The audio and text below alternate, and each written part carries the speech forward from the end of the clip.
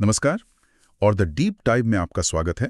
आज हम एक बहुत ही खास चर्चा करने वाले हैं, खासकर उन लोगों के लिए जो सीटेट जैसी शिक्षक भर्ती परीक्षाओं की तैयारी कर रहे हैं।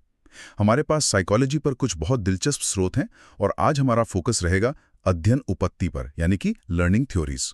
तो हमारा मिशन बिल्कुल साफ है, इन थ्योरीज की तह तक जाना और वो खास पॉइंट्स पकड़ना जो सीधे सीधे परीक्षा में पूछे जाते हैं। तो चलिए शुरू करते हैं। हमारे सामने जो मटेरियल है वो सीखने की थ्योरीज को 3 बड़े ग्रुप्स में बांटता है: साहचर्यवादी यानी बिहेवियरिस्ट, ज्ञानात्मक यानी कॉग्निटिव और आधुनिक। ये तो काफी एकेडमिक लग रहा है। हाँ, पर यह वर्गीकरण परीक्षा के नजरिए से बहुत जरूरी है।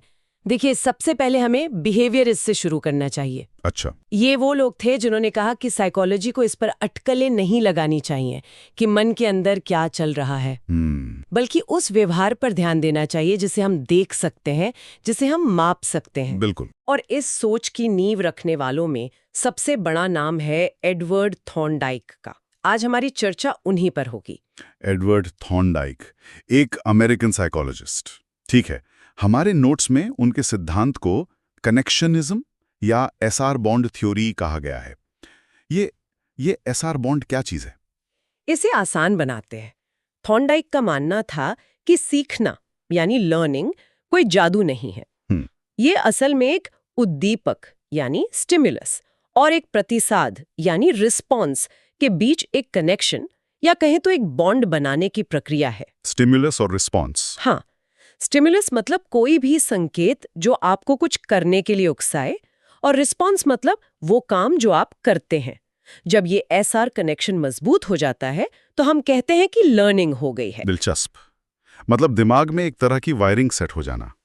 जैसे ट्रैफिक लाइट का लाल होना एक स्टिमुलस है और हमारा ब्रेक लगाना एक रिस्पॉन्स। बिल्कुल सही पकड़ा। तो इस आइडिया को साबित करने के लिए उन्होंने कोई एक्सपेरिमेंट भी किया होगा। मैं यहाँ एक भूखी बिल्ली और किसी पजल बॉक्स के बारे में पढ़ रहा हूँ। हाँ, और यही उनका सबसे मशहूर प्रयोग है। इसी ने साइकोलॉजी की दिशा बदल दी। आप कल्पना कीजिए, एक भूखी बिल्ली को एक खास तरह के लकड़ी के बक्से में बंद कर दिया है। पजल बॉक्स में। हाँ, पजल बॉक्स में। और बिल्ली को बाहर रखा हुआ खाना, जैसे कोई मछली, साफ साफ दिखाई दे रही है। तो बिल्ली भूखी है और खाना सामने है। मोटिवेशन तो पूरा है, पर बॉक्स का दरवाजा बंद है। वो खुलेगा कैसे? यही तो पहेली है। दरवाजा एक खास लिवर दबाने से या कोई रस्सी खींचने से खुलता है। जब बिल्ली को पहली बार अंदर रखते हैं तो वो बेचैन हो जाती है। जाहिर है। वो पंजे मारती है, सलाखों को काटने की कोशिश करती है, इधर उधर उछल कूद करती है। मतलब हर वो काम करती जो वो कर सकती है। कोई लॉजिक नहीं, कोई सोच समझ नहीं, बस पागलों की तरह कोशिशें। बिल्कुल। इसे कहते हैं रैंडम मूवमेंट्स। हाँ। और इसी अफरा तफरी में अचानक गलती से उसका पंजा उस लिवर पर पड़ जाता है। अच्छा। और दरवाजा खुल जाता है। वो बाहर आती है और मछली खा लेती है। इसे कहते हैं एक्सीडेंटल सक्सेस। संयोग से मिली सफलता। ठीक है, तो पहली बार में तो बस तुक्का लग गया, लेकिन इसमें सीखने वाली बात कहाँ से आई? सीखने वाली बात अब आती है जब थॉर्नडाइक उसी बिल्ली को दोबारा बॉक्स में रखते हैं। तो वो पहले से थोड़ा कम समय लेती है। वो अब भी कुछ गलतियां करती है, लेकिन वो उन हरकतों को कम करती है जिनका कोई नतीजा नहीं निकला था। समझ गया। और कई बार ऐसा करने के बाद एक वक्त ऐसा आता है जब बिल्ली को बॉक्स में रखते ही वो सीधा जाकर लिवर दबा देती है। वाह, तो उसने गलतियों को हटाकर सही एक्शन को चुनना सीख लिया है। एग्जैक्टली। इसी को प्रयत्न प्रमाद अध्ययन या ट्रायल एंड एरर लर्निंग कहते हैं। तो सीखना एक धीमी प्रक्रिया है जिसमें हम धीरे धीरे गलतियों को कम करते जाते हैं, और सीटीट के नजरिए से ये बहुत जरूरी पॉइंट है। सीखना अचानक नहीं होता। बिल्कुल। और इसे एक्सपेरिमेंट से थॉर्नडाइक ने सीखने के 3 मुख्य नियम दिए हैं। नियम? हाँ, 3 नियम, और यही इस पूरी चर्चा का सार है। परीक्षा में इन पर सीधे सवाल बनते हैं। ठीक है, तो एक एक करके नियमों को समझते हैं। पहला नियम क्या है? पहला नियम है लॉ ऑफ रेडीनेस, यानी तत्परता का नियम। रेडीनेस, सज्जता। हाँ, इसका मतलब है कि सीखने वाला जब तक शारीरिक और मानसिक रूप से सीखने के लिए तैयार नहीं है, आप उसे सिखा नहीं सकते। अगर वो तैयार है और उसे सीखने का मौका मिलता है तो उसे संतुष्टि मिलती है। लेकिन अगर वो तैयार नहीं है और उसे मजबूर किया जाए तो उसे झुंझलाहट होती है। ये तो बिल्कुल सही बात है। उस बिल्ली के केस में उसकी भूख ने उसे तैयार किया था।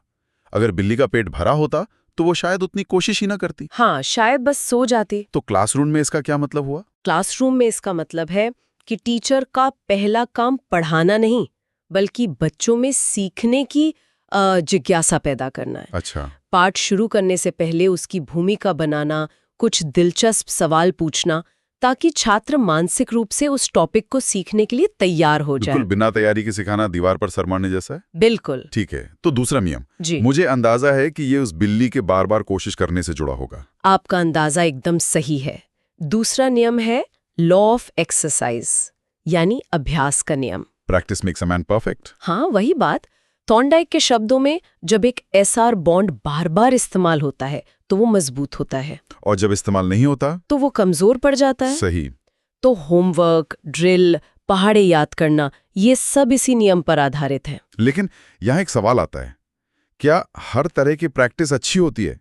अगर कोई गलत तरीके से प्रैक्टिस करता रहे तो? बहुत ही शानदार सवाल, और ये थॉर्नडाइक के सिद्धांत की एक सीमा भी थी। अच्छा। हाँ, जिसे उन्होंने बाद में खुद सुधारा।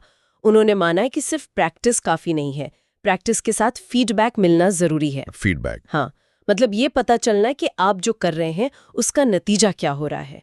और यहीं से हम उनके तीसरे और सबसे जरूरी नियम पर आते हैं। अच्छा, तो तीसरा नियम इन सबको एक साथ जोड़ता है, बताइए क्या है वो? वो है लॉ ऑफ इफेक्ट, यानी प्रभाव का नियम। ये थॉर्नडाइक का सबसे बड़ा योगदान माना जाता है। Law of effect. हाँ, ये नियम कहता है कि अगर किसी काम यानी रिस्पॉन्स को करने के बाद एक सुखद या संतोषजनक परिणाम मिलता है, सैटिस्फाइंग इफेक्ट, हाँ, तो वो SR कनेक्शन मजबूत हो जाता है। और अगर परिणाम दुखद या परेशान करने वाला होता है तो वो कनेक्शन कमजोर हो जाता है। वापस बिल्ली वाले एक्सपेरिमेंट पे जाएं तो? हाँ, लिवर दबाने का नतीजा था मछली मिलना, जो एक सुखद परिणाम था। इसलिए बिल्ली ने लिवर दबाना सीख लिया। अगर लिवर दबाने से उसे हल्का सा बिजली का झटका लगता तो वो शायद दोबारा उस लिवर को हाथ भी नहीं लगाती।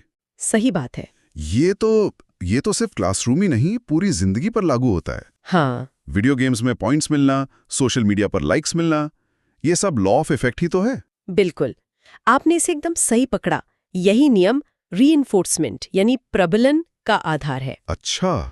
जब क्लास में टीचर सही जवाब देने पर बच्चे की तारीफ करती है या उसे एक स्टार देती है, तो वो असल में थॉर्नडाइक के लॉ ऑफ इफेक्ट का ही इस्तेमाल कर रही होती है। वो उस सही जवाब वाले व्यवहार को मजबूत कर रही है। हाँ, और CTET परीक्षा में इस नियम पर बहुत सवाल पूछे जाते हैं। अक्सर इसे सीधे सीधे इनाम और सजा से जोड़कर पूछा जाता है। तो एक टीचर के लिए इसका सीधा संदेश है कि सजा देने से ज्यादा प्रभावी है अच्छे काम को पुरस्कृत करना। हाँ, और थॉर्नडाइक ने भी अपने बाद के काम में ये माना कि पुरस्कार जितना असरदार होता है, सजा उतनी असरदार नहीं होती। सच में? हाँ, सजा किसी व्यवहार को कुछ समय के लिए दबा सकती है, लेकिन उसे जड़ से खत्म नहीं कर पाती। वाह, ये तो बहुत गहरी बात है। तो चलिए आज की चर्चा को समेटते हैं। हमने एडवर्ड थॉर्नडाइक के ट्रायल एंड एरर सिद्धांत से शुरुआत की। हमने उनकी भूखी बिल्ली वाले पजल बॉक्स एक्सपेरिमेंट को समझा और देखा कि सीखना कोई चमत्कारी घटना नहीं, बल्कि धीरे धीरे गलतियों को कम करने की एक प्रक्रिया है। और फिर हमने उनके 3 सबसे जरूरी नियमों को समझा, जो CTET एस्पिरेंट्स के लिए किसी खजाना से कम नहीं है। पहला, लॉ ऑफ रेडीनेस, यानी सीखने वाले की तैयारी। दूसरा, लॉ ऑफ एक्सरसाइज, यानी अभ्यास का महत्व। और तीसरा, सबसे शक्तिशाली, लॉ ऑफ इफेक्ट, जहां इनाम व्यवहार को मजबूत करता है। बिल्कुल। परीक्षा में सवाल आ सकता है कि लॉ ऑफ इफेक्ट किसने दिया, या प्रैक्टिस मेक्स परफेक्ट किस नियम से जुड़ा है। हाँ, बिल्कुल। और इस चर्चा को खत्म करने से पहले मैं श्रोताओं के लिए एक सवाल छोड़ना चाहूंगी। जरूर। जैसा कि हमने बात की, थॉर्नडाइक ने बाद में खुद माना कि सजा व्यवहार को मिटाने में उतनी कारगर नहीं है जितना कि इनाम उसे बनाने में।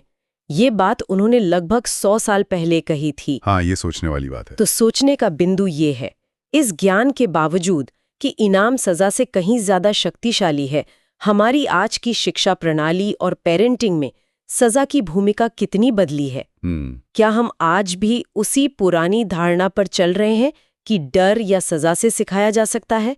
थॉर्नडाइक की बिल्ली ने हमें जो सिखाया, क्या हम उसे अपनी असली जिंदगी में पूरी तरह अपना पाए हैं? इस पे जरूर सोचिएगा।